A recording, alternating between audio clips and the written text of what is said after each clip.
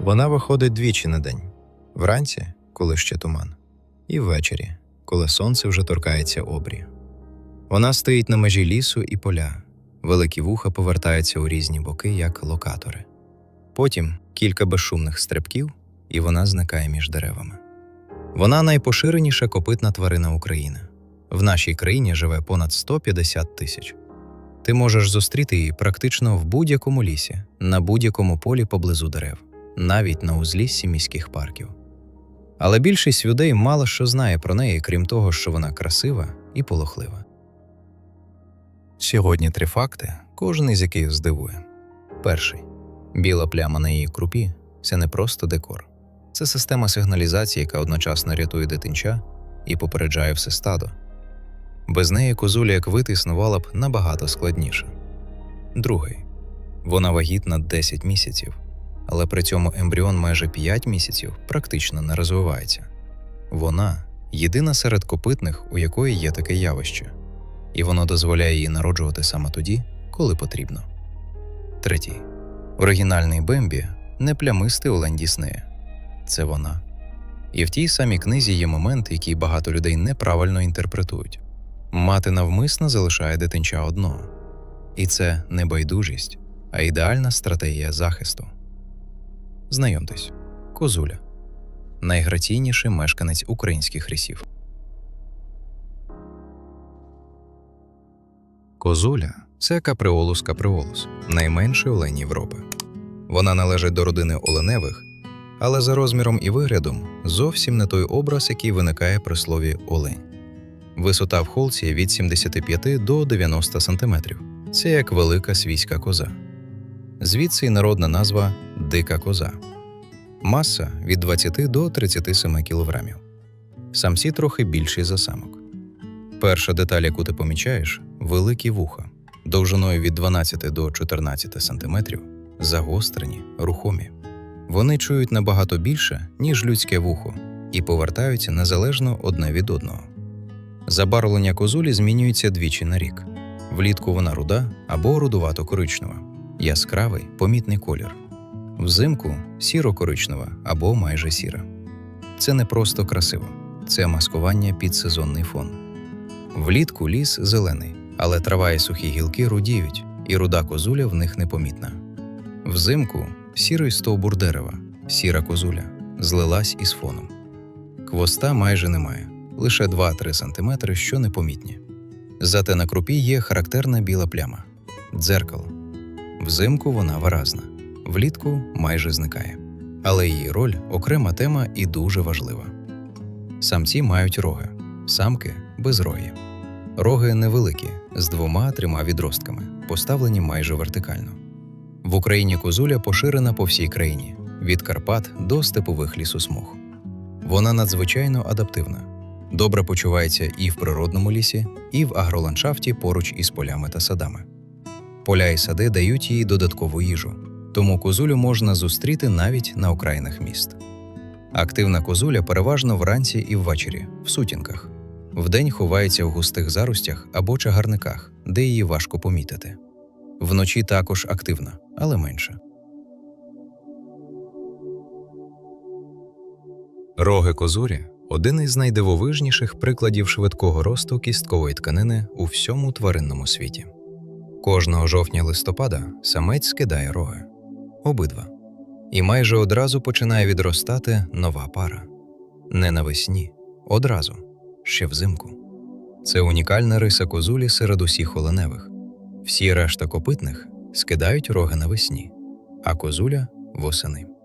Нові роги ростуть під шаром живої тканини, так званого оксамиту. Це шкіра з вустою мережею кровоносних судин, яка живить кістку, що росте. Роги в цей час теплі на дотик, чутливі. І ушкодження їх для самця болюче. Тому взимку і ранньою весною самець обережний і уникає зіткнень. До літа оксамит підсихає, кровопостачання припиняється. Тепер роги тверді, остаточні, готові до бою. Самець починає тертися ними об дерева і кущі. Шкіра обдирається і злазить шматками. Під нею блискуча тверда кістка.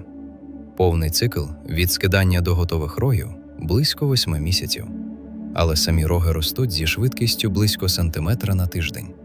Це один із найшвидших темпів росту кісткової тканини серед усіх савців.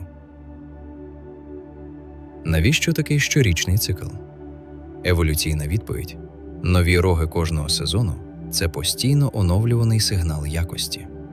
Самець, що відростив великі рівні роги – це самець у хорошій формі, з достатніми ресурсами. Самка обирає його саме тому. Роги козулі мають шорстку перлову текстуру з бугорками біля основи. Це не дефект, а захист черепа від можливих проколів рогами суперника під час бою. Бої самців ритуальні. Вони щіплюються рогами і штовхають один одного, намагаючись примусити суперника відступити або впасти. Зазвичай слабший швидко визнає поразку і відходить. Але інколи бій затягується і може завершитися травмою. Цікаво, бійці часто знайомі один з одним. Вони живуть на сусідніх ділянках роками.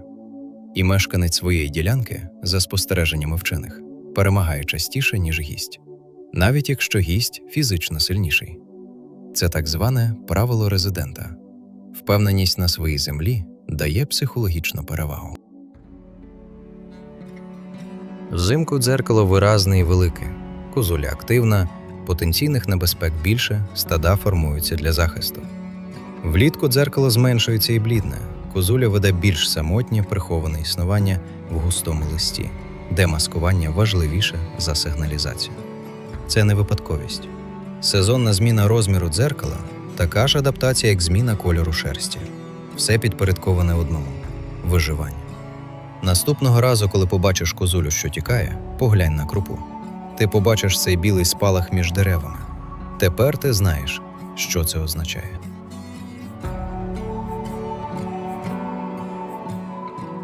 Серед усіх копитних тварин – корів, овець, коней, оленів – козуля стоїть особняком. Вона єдина, у якої є ембріональна діапауза, відтермінована імплантація, заморожена вагітність. Ось як це виглядає в реальності. Гін у козулі відбувається в липні-серпні. Спаровування, запліднення. Все відбулося. Але нічого не відбувається далі. Ембріон зупиняється на стадії кількох клітин, так звана бластоциста. Вона існує в матці, але не прикріплюється до її стінки. Майже не росте. Просто чекає. 4-5 місяців. Тому що якби вагітність тривала звичайні 150 днів після липневого спаровування, лоша народилось би в грудні. Грудень в Україні – це мороз, сніг, відсутність трави. Шанси лошати вижити мінімальні. Шанси матері виробити достатньо молока при зимовому харчуванні теж невисокі. Але в грудні або січні, коли дні стають довшими, світловий сигнал запускає імплантацію. Ембріон прикріплюється до стінки матки і починає активно рости. Ще 150 днів і народження. Травень або червень. Луги вже зелені, тепло. Хижаки активні, але трава густа і є де ховатися. Матері є чим харчуватися і виробляти молоко. Момент народження ідеально синхронізований із сезоном. І цей синхронізатор – не вимірена тривалість вагітності, а сигнал від тривалості світлового дня. Крім того, дослідження показали, стан тіла самки теж впливає. Якщо вона добре відгодувалася восени, імплантація відбувається трохи раніше, і лоша народжується раніше, має більше часу до зими. Якщо самка виснажена – пізніше. Тіло само підлаштовує момент народження під реальні умови. Це одна з найелегантніших репродуктивних стратегій у всій еволюції савців. Якщо ти знайшов у лісі маленьке плямисте лоша, яке лежить нерухомо в траві, не чіпай його. Мати поруч. Просто ти її не бачиш. Новонароджене лоша козулі майже не пахне. Це не випадковість. Це захист. Лисиця або вовк, що проходить за кілька метрів, може не відчути його запаху взагалі і пройти мимо. Але якщо поруч постійно є мати, її запах одразу видає місце. Хижак відчує запах дорослої козулі і почне шукати. І знайде лоша. Тому мати тримається осторонь. Приходить, годує, знову відходить. Між годуваннями лоша нерухоме, затаїлось, чекає. Жодного звуку, жодного зайвого руху. Це стратегія, відпрацьована мільйонами років еволюції. Мати козуля не байдужа до свого дитинчати. Вона захищає його єдиним доступним способом – відсутністю. До речі, у плямистому забарвленні лошати теж є логіка. Білі цятки на рудому фоні нагадують сонячні відблиски на листі. У густій траві або підліску лоша буквально зливається з навколишнім середовищем. Це забарвлення зникне через кілька місяців, коли малий стане достатньо швидким, щоб тікати. Тепер про Бембі. У 1923 році австрійський письменник Фелікс Зальтен написав книгу про дитинча лісової тварини. Головний герой – козуля, а не прямистий олень. Ті самі великі вуха, та сама мати, що зникає. У книзі є сцена, де матері немає поруч, і Бембі не може її знайти. І це точно відображає реальну поведінку козулі. Коли Дісней адаптував книгу у 1942 році, він замінив козулю на плямистого оленя, бо той виглядав монументальніше для анімації. Але оригінал – це козуля. Та сама, яку ти бачиш на узліссі. Гін козулі відбувається в липні-серпні. І він дуже відрізняється від того, як це виглядає у великих оленів. Олень-самець збирає гарем і охороняє його. Козуля-самець – ні. Він займає і захищає власну ділянку від 20 до 200 гектарів, залежно від умов. І спаровується з усіма самками, що живуть на його ділянці або заходять до неї. Витуватися він починає ще в березні. Скидає оксамит з рогів, маркує свою ділянку. 3 способи маркування одночасно. Подряпини рогами на деревах – зорова мітка. Виділення залоз на лобі, залишені на гілках – нюхова мітка. Ями, видряпані копитами в ґрунті – тактильна і нюхова мітка разом. Влітку в розполігону самець женеться за самкою. Вони бігають навколо кущів і дерев по колу або по вісімці, якщо кущів 2. Іноді годинами. У траві залишається чітко виражений слід – кільце витоптаної трави діаметром 1,2 м. Ці сліди називають кільцями козулі. Якщо знайдеш у лісі таке кільце навколо куща або молодого дерева, тут нещодавно відбувся гін. Можливо, кілька днів тому. Козуля залишила відбиток свого найважливішого ритуалу прямо на землі. Один самець може спаровуватися з кількома самками за сезон. Після гону він продовжує жити на своїй ділянці і зимує там. Самки також. Взимку козулі збираються у невеликі стада для кращого виявлення хижаків. Але це тимчасово. Навесні вони знову розходяться по своїх ділянках. Козуля є скрізь в Україні. Вона в кожному лісі, на кожному полі, поруч із деревами. Але вона виходить лише тоді, коли майже темно. Вона знає, як зникнути в 1 секунду. Вона залишає лоша схованим так, що хижак проходить у 2 метрах і не помічає. Вона заморожує власний ембріон на 5 місяців і народжує рівно тоді, коли настав правильний час. І щоліта вона залишає в лісі кільця витоптаної трави, невидимі для більшості підписи найважливішого моменту в її житті. Наступного разу, коли побачиш козулю на узліссі, стій тихо, дай їй постояти. Кілька секунд, і вона зникне. Але тепер ти знаєш, що вона залишила за собою. На цьому сьогоднішнє відео добігає кінця. Але природа, як завжди, залишає більше питань, ніж відповідей. Якщо ви ще не підписані, десь прямо зараз один джміль втрачає віру в людство.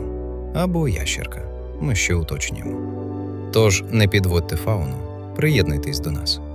І обов'язково напишіть у коментарях, який факт сьогодні змусив вас сказати «Та ну, серйозно?». Дякую, що дивитесь. Далі буде ще багато цікавого. Всім па-па.